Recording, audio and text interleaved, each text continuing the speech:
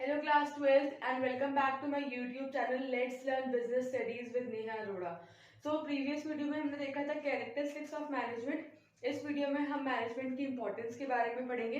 ये वीडियो थोड़ा लेट है, उसके लिए I am really sorry. Next time I will try to make videos on time. तो स्टार्ट करते हैं अपने टॉपिक के साथ। आपने बहुत बार ये लाइन सुनी होगी कि successful organisation do not achieve its goals by chance but by following a deliberate function called management. अब इस लाइन का मतलब क्या है? इस लाइन का मतलब ये है कि जो सक्सेसफुल ऑर्गेनाइजेशंस होती हैं, जो ऐसी ऑर्गेनाइजेशन है जो ऑलरेडी अपना गोल अचीव कर चुकी हैं, जो अपना ऑब्जेक्टिव, अपना एम फुलफिल कर चुकी हैं, वो ऐसे ही नहीं बनती। वो एक डेलिब्रेट फंक्शन फॉलो करती हैं, एक डेलिब्रेट प्रोसेस फॉलो करती है। Deliberate means which is already planned, pre planned, और उसको बोलते हैं मैनेजमेंट। तो अगर आपके पास बोर्ड में ये लाइन लिखी हुई आती है, successful organisation do not achieve their goal by chance but by following a deliberate process called management, तो इसमें आपको मैनेजमेंट के इंपॉर्टेंस के बारे में लिखना है। I hope I am clear. Okay, तो एक ऑर्गेनाइजेशन, एक सक्सेसफुल ऑर्गेनाइजेशन बाय चांस, तुक्के से ही अपना गोल अचीव नहीं करती, बट कैसे करती है? By following a deliberate process called management. एक प्री प्लान प्रोसेस फॉलो करती है, जैसे कि planning, organising, staffing, directing, controlling. वो सब अच्छे से हुआ हो तभी, ये सारे स्टेप्स, ये सारे फंक्शंस अच्छे से फॉलो हुए हों तभी वो क्या अचीव करती है? सक्सेस अचीव करती है। ऐसे ही तुक्के में कोई भी सक्सेसफुल नहीं हो जाता। Okay, so let's come to its points. First one is increases efficiency. जो मैनेजमेंट है वो किस चीज में हेल्प करती है? Management helps in achieving the efficiency. Management, जैसे कि हमने पढ़ा था कि एक अच्छा मैनेजर वो होता है या फिर एक अच्छा एम्प्लॉय वो होता है जो मैनेजमेंट के या फिर बिजनेस के रिसोर्सेज को फुली यूटिलाइज करे, कम से कम कॉस्ट में यूटिलाइज करे। याद है हमने सी से कंसेप्ट में पढ़ा था, C means cost. Okay, making the resources और using the resources in cost effective manner, कम से कम लागत लगे और अच्छे से अच्छा रिजल्ट आए। मिनिमम रिसोर्स के साथ हम बेस्ट आउटपुट दे सके। ओके, तो मैनेजमेंट किस चीज में आपको हेल्प करती है? एफिशिएंसी इंक्रीज करने में। जब आप चीजों को ऑलरेडी प्लान करके चलोगे, उन्हें ऑलरेडी अच्छे से अपने एम्प्लॉयज को गाइड करते हुए चलोगे, तो उससे आपको क्या होगा? आपकी एफिशिएंसी, वर्कर्स की एफिशिएंसी, आपके बिजनेस की एफिशिएंसी अच्छी रहेगी। Okay, next point is management creates a dynamic environment. Dynamic means which keeps on changing.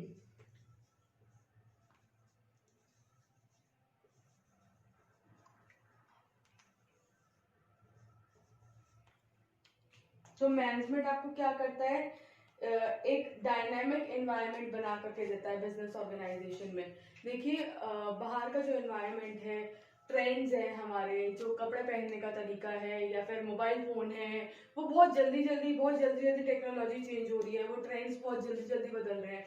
तो अगर बिजनेसमैन अपने आइडियाज को उन्हीं अकॉर्डिंग के हिसाब, उन्हीं प्लान्स के हिसाब से या उसी एटमॉस्फेयर के हिसाब से चेंज नहीं करेगा तो वो पीछे रह जाएगा, वो he will lag behind. Okay, तो मैनेजमेंट क्या है? मैनेजमेंट में हम प्लानिंग करते हैं, ऑर्गेनाइजिंग करते हैं, ओके, डायरेक्टिंग करते हैं, स्टाफिंग, कंट्रोलिंग, इन सारी चीजों को हम सारे फंक्शंस करते हैं to create a dynamic environment. जैसे जैसे बाहर का एटमॉस्फेयर, बिजनेस एनवायरनमेंट जैसे जैसे बाहर का चेंज हो रहा है, वैसे वैसे आप अपनी ऑर्गेनाइजेशन में भी चेंजेस लाएं, अपनी प्लानिंग में चेंजेस लाएं। ओके, आप जो आउटपुट दे रहे हैं सोसाइटी को, जो भी आप रॉ मटेरियल से फिनिश गुड्स बना करके दे रहे हैं सोसाइटी को, उनको उसी हिसाब से बनाए जैसे कि कस्टमर चाहता है।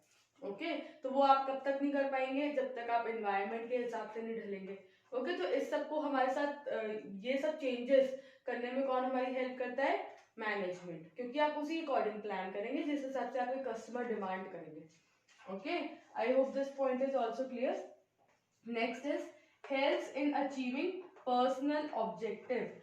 मैनेजमेंट किस चीज में हेल्प करता है? पर्सनल ऑब्जेक्टिव को अचीव करने में। ये और helps in achieving group goals, ये दोनों पॉइंट इंटर रिलेटेड है। तो पहले हम इस वाले पॉइंट से स्टार्ट करते हैं कि management helps in achieving group goals. मान लीजिए एक ऑर्गेनाइजेशन का गोल क्या होगा कि उसे प्रॉफिट मैक्सिमाइजेशन करना है, मान लो 20% से उसे अपना सेल्स टर्नओवर बढ़ाना है, या फिर प्रॉफिट इंक्रीज करना है पिछले साल से कंपैरिजन में इस साल में 20%। ओके, तो अगर ऑर्गेनाइजेशन का गोल अचीव हो रहा है, ओके, तो ऑब्वियसली एक एम्प्लॉय का भी गोल अचीव हो जाता है। ठीक है, ग्रुप गोल मतलब जो आपके ऑर्गेनाइजेशन का गोल है, पर्सनल ऑब्जेक्टिव मतलब जो एक एम्प्लॉय का गोल है। मान लो कि मेरा मैनेजर है, मेरा मैनेजर क्या चाहेगा कि जो ऑर्गेनाइजेशन का ऑब्जेक्टिव है वो फुलफिल हो जाए, कंपनी अपने टारगेट को मीट कर ले। अगर उसे 20% प्रॉफिट बढ़ाना है इस साल, तो वो 20% से ज्यादा मुनाफे में रहे पिछले साल से कंपैरिजन में। ओके, और मेरा खुद का पर्सनल ऑब्जेक्टिव क्या है, मान लो मेरी सैलरी बढ़ जाए, रिकॉग्निशन हो जाए कंपनी में। मेरा रिकॉग्निशन मतलब कि जैसे मैं लोग मुझे जाने पहचाने कि मैंने पिछली बार इतने अच्छे से काम करा था। ओके, या फिर प्रमोशन हो जाए, मैं पहले असिस्टेंट मैनेजर थी, अब मैं मैनेजर की पोस्ट पे आ जाऊं। ओके, तो ये सब क्या है, रिकॉग्निशन है, प्रमोशन है। ओके, तो ये सब हमारे पर्सनल ऑब्जेक्टिव होते हैं। एक एम्प्लॉय की खुद की ऑब्जेक्टिव इज पर्सनल ऑब्जेक्टिव, और कंपनी का objective is group goal. Clear?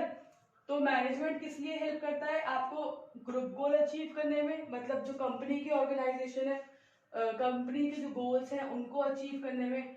तो अगर हम अच्छे से प्लानिंग करेंगे, ऑर्गेनाइजिंग करेंगे, स्टाफिंग, डायरेक्टिंग, कंट्रोलिंग, सारे ही स्टेप्स बहुत अच्छे से फॉलो होंगे और हमारे एम्प्लॉयज, हमारे मैनेजर्स, वर्कर्स सभी इफेक्टिव और एफिशिएंट होंगे, तो हमारे कंपनी के गोल्स, हमारे ग्रुप गोल्स ऑब्वियसली अचीव हो जाएंगे। क्लियर?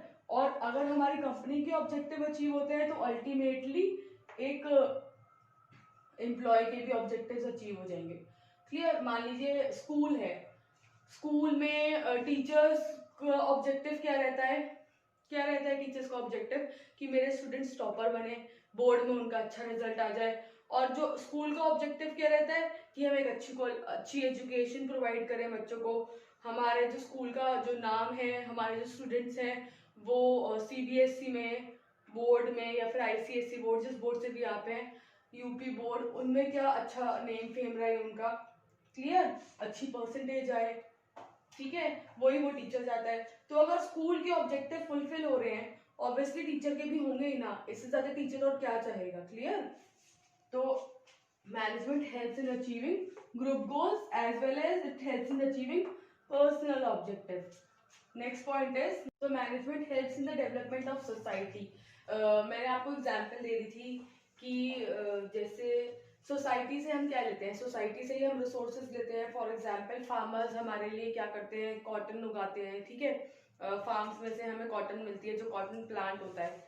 अब उस कॉटन को फर्दर बहुत सारी मिल्स में बचाया जाता है, वो फिर हमारे पास कॉटन क्लॉथ में आती है, फिर वो फर्दर फैक्ट्रीज में जाकर शर्ट या आपकी ड्रेसेस वगैरह बनती हैं उस कॉटन से। क्लियर? और उसमें और भी फैब्रिक्स को मिक्स करा जाता है, बट कॉटन का एग्जांपल लेते हैं कि कॉटन से आपका ड्रेस मटेरियल रेडी होता है। ठीक है, तो अगर हम उन रिसोर्सेज को एफिशिएंटली यूज करेंगे, अच्छे से यूज करेंगे, प्रॉपरली फुली यूटिलाइज करेंगे, और बाहर फिर हम सोसाइटी को उसका आउटपुट देंगे, फाइनली आपकी शर्ट या आपकी ड्रेस बनके तैयार हो रही है, तो हमने उस कॉटन को वेस्ट नहीं करा, एफिशिएंटली यूज करा उस स्टफ को। ठीक है, यहाँ पर क्योंकि हमारे मैनेजर्स वगैरह, हमारे जो वर्कर्स थे, एम्प्लॉयज थे, हमारे जो प्लान बने हुए थे वो बहुत अच्छे थे, बहुत अच्छे से हमने उन्हें गाइडेंस दी थी अपने वर्कर्स को बनाने के लिए। हमारे मैनेजर्स इन चीजों का बहुत ध्यान रख रहे थे। तो सोसाइटी की डेवलपमेंट उससे कैसे होगी, कम पैसे, मैन्युफैक्चरिंग कॉस्ट कम आएगी, क्योंकि कॉटन को उन्होंने वेस्ट नहीं करा, उस कपड़े को जो कॉटन से बना हुआ था उन्होंने उसे वेस्ट नहीं करा, उसे फुली यूटिलाइज करा। ओके, तो वो कस्टमर तक कम रेट में पहुंचा, ज्यादा मैन्युफैक्चरिंग कॉस्ट नहीं आई, वो कस्टमर के पास क्या पहुंचा, कम रेट में।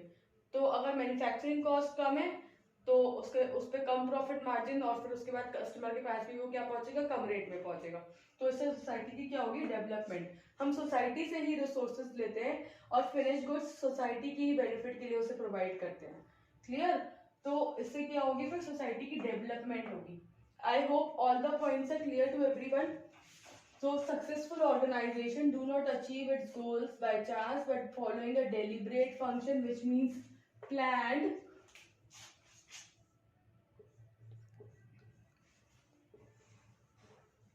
process या planned function called management. Management helps to increase efficiency. Management creates a dynamic environment. Management helps in achieving personal objective. Management helps in development of society and helps in achieving group goals. I hope ये सारे के सारे points आप सभी को clear होंगे. Still, if it is not clear, you can comment me. I'll explain again. Thanks for watching. Please like, share, and subscribe my channel.